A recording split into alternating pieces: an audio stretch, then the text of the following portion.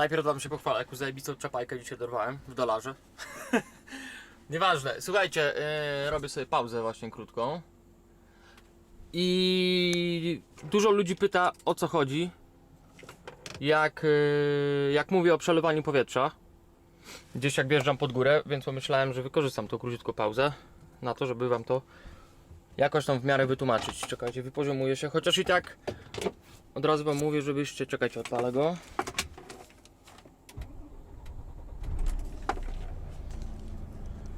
Od razu wam mówię, żebyście się nie sugerowali tą wagą, którą tu widzicie, bo nie stoję prosto i na naczepie i tak mi przekłamuje, wiecie? Pokazuje 25,5 tony, a jak się ładowałem, pokazywało mi 20, na wadze normalnej na firmie było 23,800, także tym się nie sugerujcie. I tak, jak widzicie, tutaj mam wskaźniki, jeśli chodzi o wagę na koniu. Koń teraz waży 25,300, czyli ponad 25 ton. Pierwsza oś, czyli skrętna, 700, oś napędowa, środkowa 11,600 i oś trzecia, czyli bugi, 6,600. I tu mamy wagę ogólnie wózków, 18,200. I teraz, na przykład, lecę pod górę, zaczyna mi, jadę sobie tak normalnie wypoziomowanym jak teraz. Zaczyna mi się pod górę ślizgać. Tu mam taki magiczny przycisk, o tu, naciskam go i on w tym momencie, spójrzcie, przelewa powietrze z ostatniej osi, czyli z bugi, na oś środkową. On przeleje tutaj do 15 ton. Tak jest chyba Volvo akurat to zaprojektowane, zablokowane, ustawione w komputerku, żeby przelewał do 15 ton. I co mi to daje? Jak wiecie, oś napędowa jest tylko jedna, jest to oś środkowa. No i teraz, jak on przelał z 11,600 na 15,5, czyli ponad 4 tony, mam większy nacisk na środkowej osi. Czyli samo przez się, jak to rozumiemy, mam większy docisk do ziemi, a tym samym lepszą przyczepność. No i w większości przypadkach samo dociążenie, czyli to przelanie powietrza, o którym zawsze mówię, wystarcza mi pod górki. Jeśli nawet to już mi nie pomaga, jest tak ślisko, że dalej mi się ślizga, gdy to zrobię, tu mam jeszcze magiczniejszy przycisk od podniesienia osi.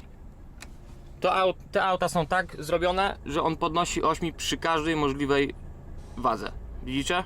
Teraz normalnie bugi jest w górze. I ja będę miał na napędowej osi ponad 20 ton. Ośkę podnoszę bardzo rzadko, naprawdę w ostateczności. No i druga sprawa, że gdy podniosę oś, to ciężko jest mi skręcać. Mówię, teraz stoję, to też inaczej się waga rozkłada, gdy jadę. Widzicie, 21 ton mam na napędzie teraz. Teraz mi na przedniej osi pokazuje 4,5 tony prawie. O, już tylko 4, widzicie? Ale jak jadę i była taka sytuacja, że musiałem podnieść oś, bo na dociążeniu mi się ślizgał, to na przedniej osi jest około 2 ton, a wtedy wierzcie mi na słowo, bardzo ciężko się skręca. Praktycznie w ogóle nie panuje nad tym samochodem, no bo praktycznie przód jest w górze, no. Także jeśli podnoszę oś, patrzcie, widzicie, 22,5 tony. Także jeśli podnoszę oś, to tylko w ostateczności i tylko, wiadomo, pod góreczkę, albo gdzieś wyjechać z parkingu po nocce i tak dalej, i tak dalej. Mówię, w większości przypadkach wystarczy dociążenia. I widzicie, on teraz opuszcza oś, ale dociążenie zostaje. I tu zostanie 15 ton na napędzie. No mam nadzieję, że jakoś w miarę to wytłumaczyłem. Najprościej jak potrafię. Tak to działa, dociążenie, podnoszenie osi. Bardzo mi to pomaga w jeździe na pewno. I każdy, kto jeździ tutaj, to wie, że tak jest. Tu o tyle dobrze jest, że to dociążenie, czyli przelewanie tego powietrza, działa przy każdej prędkości, w każdej sytuacji. Na przykład we Frotku jak jeździłem, ich skanie mają to, również mają dociążenie, ale to dociążenie tylko działa do 30 km na godzinę. Przekroczy się tą prędkość i dociążenie się wyłącza i normalnie powietrze się normuje, tak jak było przed tym, nie?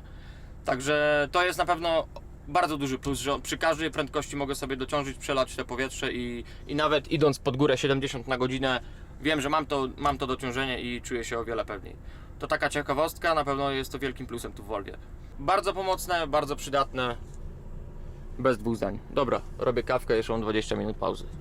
Także mam nadzieję i wydaje mi się, że jakoś w miarę wam to wytłumaczyłem i teraz jest wszystko jasne.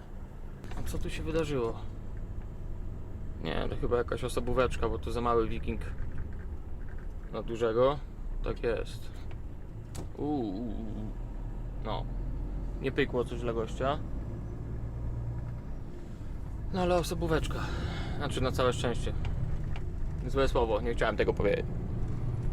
Po prostu osobóweczka tym razem wylądowała w rowie. Ale niestety, warunki mamy jakie mamy. Zdarza się. Ja mam jeszcze godzinkę do mojej rany. Rozładuję, jadę pod Mosien na parking. Dostałem info, że ta firma, w której się ładuje, pracuje dopiero od 10, także wyśpimy się dzisiaj. Bez problemu. 2 km do załadunku. Przed chwilą mijałem ten radiowóz. Załączyli bomby, zawrócili, wyprzedzili mnie, zatrzymali na prostej. No i wy tego nie zobaczycie, ale tam tutaj idzie się w prawo i w lewo i tam pod górę. I ja widzę 2 auta na awaryjnych, więc nie mogą wjechać chłopaki. No i zatrzymali nas już tutaj. Nic dziwnego, bo wczoraj było ponad dycha mrozu, teraz jest +2, pada deszcz, no i jest szklanka, no. Także ciekawe, co będziemy robić, czy będą kazać łańcuchy zakładać. Ja patrzę opony, czy są kolce. No zobaczymy, czy kolce mnie uratują, czy będą kiety kazać zakładać. No pewnie powiedzą, że ode mnie zależy. Albo będą kazać, no. Jak będą kazać, to się założy. I tyle. No, 2 km do załadunku, nie? 2. Udało mi się wjechać. Pani policjantka podeszła, zobaczyła opony, zobaczyła kolce, mówi do mnie jedź. Mówię, dobra, to cisnę. Poleciałem pierwszy. No i udało mi się wjechać na górę, ale z tego wszystkiego zapomniałem spojrzeć na mapę, gdzie mam skręcić, bo nie byłem w tym miejscu. Tam jest moje auto. I przejechałem to wszystko. Widzicie, tam już jest ruch zablokowany. Pojechałem 1,5 km dalej tam na rondo. Zawróciłem się. I mówię do policjanta, że afera jest taka, że po prostu minąłem zjazd do załadunku. No czy mogę przejechać? No i pozwoli mi tutaj wjechać i tam jestem na dole. Będę się ładował. A tutaj widzicie, droga zablokowana. Tu stoi jedno auto, a tam stoi drugie auto. Jedno i drugie jest na dwuośce. Także tak to wygląda. Ja czekam na gościa, który przyjedzie, załaduje mi wraki samochodów. Zaraz pójdziemy tam, zobaczycie. I teraz się zastanawiam właśnie, czy... Bo mogę, wyjeżdżając stąd, mogę jechać tam do Mosien i skręcić w prawo na 76 i objechać to wszystko, co tu się dzieje. No i jeśli rzeczywiście po załadunku będzie nadal tak wyglądało, to tak zrobię. Pogoda no niesamowicie się spieprzyła. +2. Tu deszcz przestał kropić, także no ale widzicie, co się dzieje na drodze, nie? O, tak to wygląda.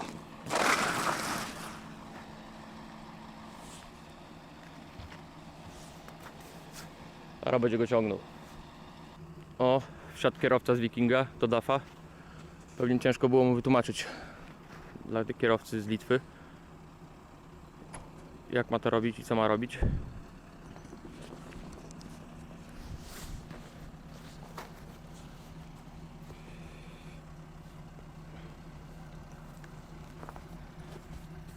Normalnie wybacz, co mają.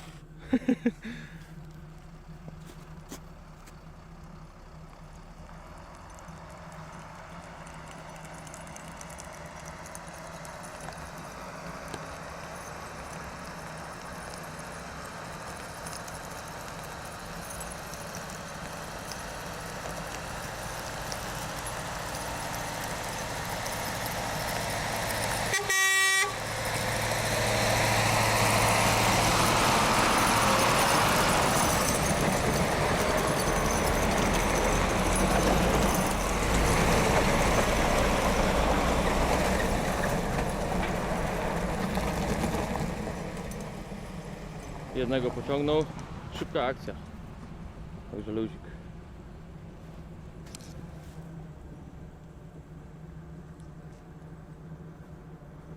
Pociągnęli kolegę z Litwy. Ja idę. Widziałem, że Fadromą gościu już wyjechał. Także będziemy ładować. Mam nadzieję, że ja nie będę kietów zakładał. Tutaj pełna moc. No i mam rozkminkę, czy jechać w lewo, czy w prawo teraz, no. W prawo bym pojechał, to bym objechał tam ten odcinek tutaj. Tylko teraz kwestia tego, czy tam jest lepsza droga, no. Chociaż teraz Lepsze drogi chyba nie istnieją. Jak mi się wydaje. No dobra, nic. Idę otwierać bok. I tyle. W ogóle co to za miejscowa genialna. Znów nie ma wagi, więc muszę patrzeć u siebie w samochodzie. Ale dobrze się załaduje, także pójdziemy.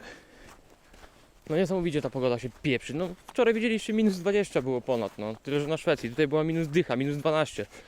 Rano się budzę, plus 2. I kropi deszcz. No to jest parodia jakaś, no. Parodia.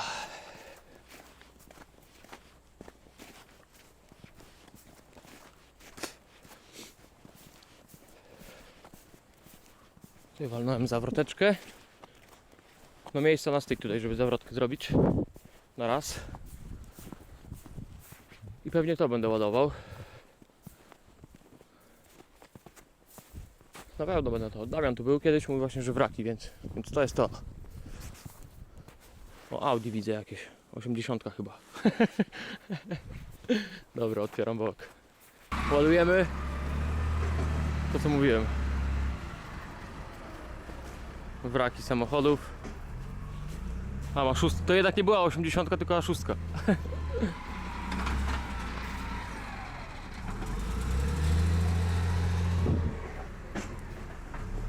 Tak jak też przed chwilą na Instagramie napisał, że w tym kraju się nic nie zmarnuje. I taka jest prawda.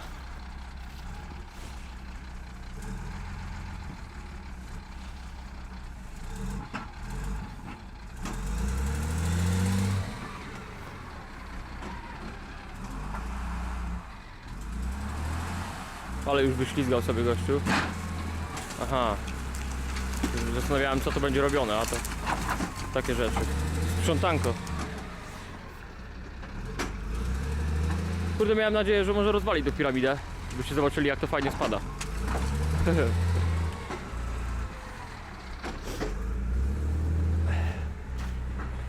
Ciężka sprawa, już teraz mam na przodzie ponad 25 ton. Czyli starczy już na przodzie. A tam jeszcze jednego by upchał. Ale nie, starczy. Ja jeszcze zobaczymy, jak tu załaduję. Nie wiem, czy tego na środku nie wyciągniemy. Bo jednak jak tu wrzuci jeszcze i trochę pójdzie ciężaru naprzód. Nie będzie piramidy rozwalał.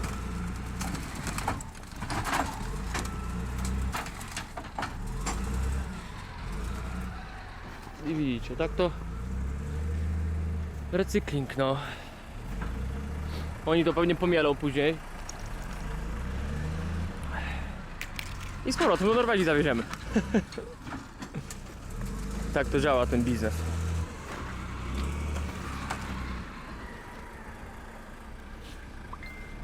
Ciekawe, jak tam droga. Na razie nie wyglądam, nie patrzę. Nie chcę sobie psuć głowy. Ja na razie załaduję.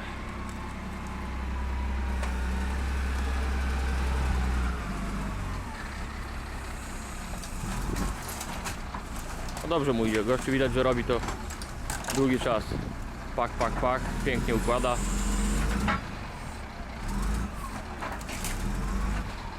Elegancko. Mówię wam, w takiej jeszcze nigdy nie byłem. Wjechałem się prawie tu do rowu, naczepa mi prawie wpada do rowu. 2 godziny tu walczę. Tam nie miałem jak założyć łańcuchów, bo do przodu nie mogłem podjechać, do tyłu też nie mogłem, bo naczepa była... Idę wam pokażę ślady. 2 godziny.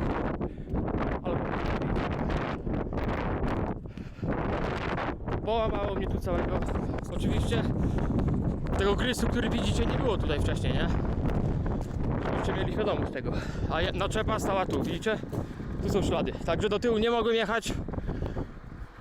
Łańcuchy podrzucałem, żeby ruszyć w ogóle. Gryzu narzucił i udało się, no ale w pewnym momencie myślałem, że naczepy do rowu jechać.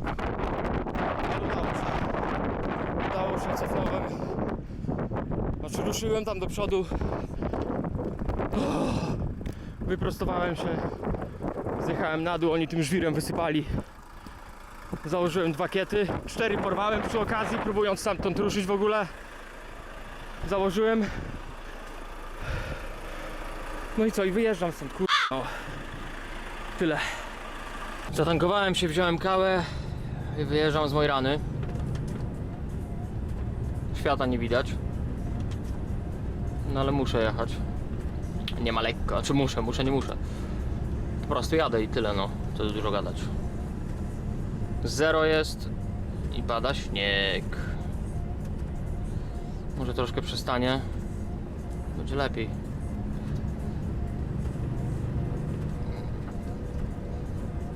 Właśnie jeśli chodzi o Mojranę, to wyjazd z niej jest najgorszy, bo tu się będę się wdrapywał z 15 minut na górę. Może 10. Coś takiego. No ale nie jest zbyt fajny wyjazd z niej.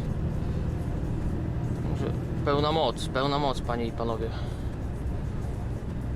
Już gdyby przyszło odpukać przez lewe ramię, przeplunąć nawet, gdyby przyszło mi zakładać drugi raz dzisiaj kiety, to nawet o tym nie myślę, nie ma takiej opcji. Wjeżdżam na górę i tyle. Nie biorę tego pod uwagę nawet, żeby zakładać znowu łańcuchy. Dość mam. Tak mnie ręce bolą, kolana, że... A na dobrą sprawę to pewnie dopiero jutro poczuję. Wszystkie nieużywane mięśnie mojego ciała. Wiecie co wam powiem? Dochodzę do takiego wniosku, że odkąd przyszła zima, to te górki są 2 razy wyższe, 2 razy dłuższe, 2 razy bardziej strome. I ogólnie wszystko jest 2 razy bardziej przeje. Nie będę kończył. Masakra. Nie no, na długich się nie da jechać. Nic nie widać. Piękna zima. Piękna.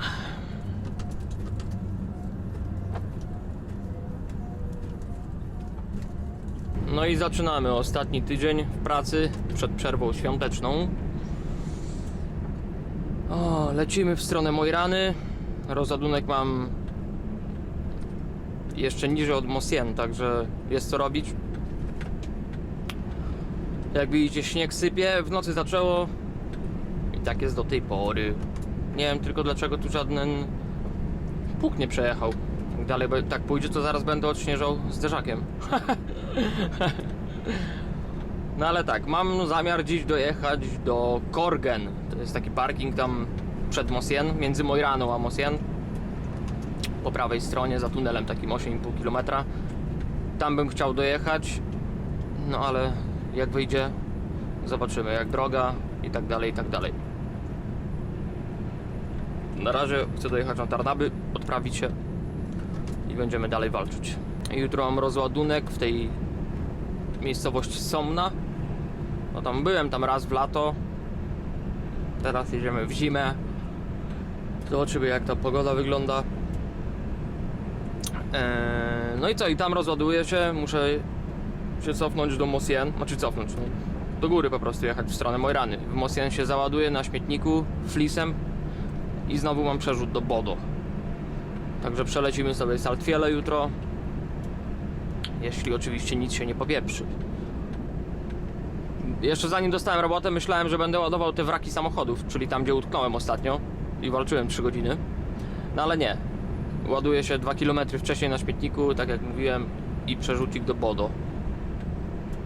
I pewnie w Bodo jak rozładuję, czekajcie, jutro jest poniedziałek. Tam jest do 15, więc wątpliwa sprawa, że jutro rozładuję. Nawet gdybym rozładował, to i tak nie załaduję w Bodo jutro, także... no tak, dokładnie. No zobaczymy, no, nie ma co planować poza tym. Odkąd tu zima przyszła, nauczyła mnie póki co jednego, że się nie planuje. Tutaj nie ma planów. Żadnych. Jedyne co mogę zaplanować, to czy zaraz zapalę papierosa. I tego się trzymam. Także planów, jeśli chodzi o dzisiaj czy jutro, nie robię. Jedziemy i zobaczymy, jak sytuacja się po prostu rozwinie. Robi się plany, a później z tych planów wychodzi całe nic. Zima zweryfikuje, o tak powiem. Zima zweryfikuje. Zjechałem przed chwilą z szóstki. Wjechałem już na drogę 76 bodajże. Dajcie szybę zamknę. No i teraz godzinkę tą drogą, może troszkę ponad, tam 80 kilka kilometrów. Dojedziemy do 17, damy w lewo i tam 15 km i będziemy na miejscu. Podłączę zaraz kamerę do ładowania i jeśli pogoda się nie popsuje, to na powrocie wrzucę ją na naczepę, tylko że na sam koniec naczepy, czyli żeby było widać cały przód, całą naczepę i konia, nie? Widziałem w komentarzach, że podobała wam się ta perspektywa, gdzie kamera była umiejscowiona tutaj na rogu z przodu naczepy, więc postaram się jeszcze zobaczyć, jak dach wygląda, bo jeśli jest bardzo śliski, to nie będę właził, nie będę ryzykował. No ale jeśli da się tam wejść, to wejdę na sam koniec. Dachem sobie pójdę ładnie, trytytki wezmę, które uratują świat oczywiście. No i zamontuję tam kamerę. Może znów coś ładnego wyjdzie. Bo ta 76 też fajna droga do jazdy jest. Jak widzicie.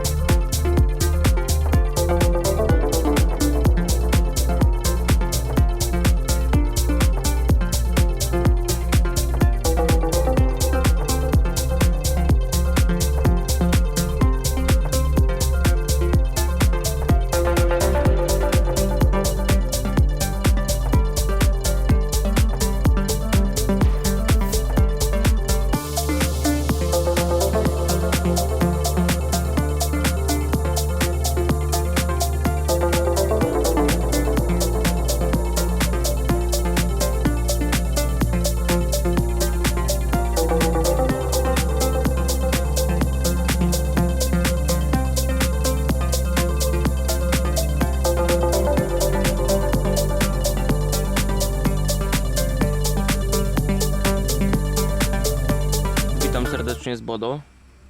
U mnie, jak widać, relaks. Pełen relaks. Właśnie podjechał gościu fedrą mnie ładować.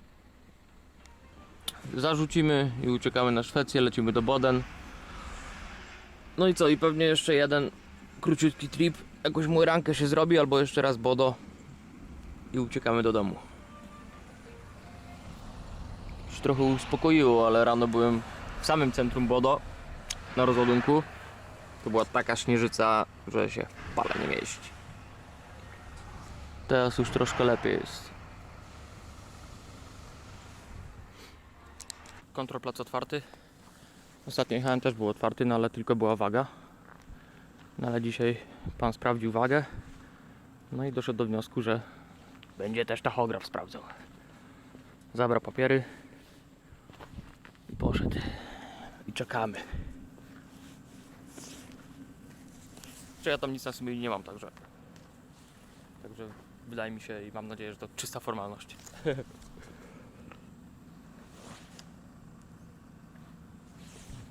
A wieczorkiem ranka.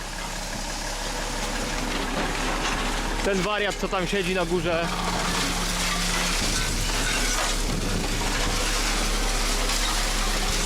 Masakra. A my co? Sypiemy, standardowo sypiemy.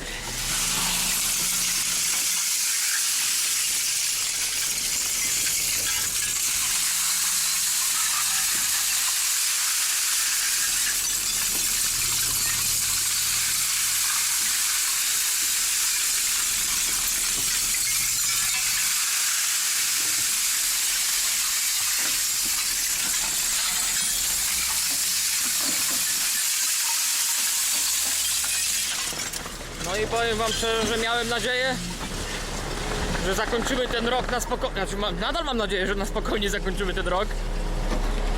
Miałem nadzieję po prostu, że będę ładował tutaj dosłownie za siatką. Za tymi budynkami jest śmietnik, na którym ładujemy praktycznie zawsze. No i ładuję, tylko że nie na Szwecji, tylko przerzut, nie? Ładuję przerzucik do Bodo. Także jeszcze stąd jutro lecę do Bodo. W Bodo się rozładuje, mam nadzieję, że się zdążę załadować. To ostatnio mi się udało, więc mam nadzieję, że tym razem też mi się uda. I dopiero z Bodo będę ładował też na Szwecję i... No i mamy święta, no. I święta będą. Patrzcie na tego wariata, co on robi. Masakra. No i nadszedł ten upragniony piątek. Do rozładunku śmiecioszków mam jakieś 150. Zrzucę śmieci. Od razu sobie dach otworzę, bo no, tak zostawię auto na te 2 czy tam 3 tygodnie. Nie wiem, czy ktoś będzie nim jeździł. No ale zostawię, bo w ciągu 3 tygodni, czy tam nawet 2, może napadać tyle śniegu na dach, że będę 4 dni łopatował to z tego śliskiego dachu, ze śliskiej plandeki. Także lepiej zostawić otwarty dach i połopatować sobie ze środka. Ewentualnie łączyć podłogę, żeby wysypać cały śnieg. No i stamtąd będę miał jeszcze jakąś stówkę na bazę. O, renifery, siema wariaty.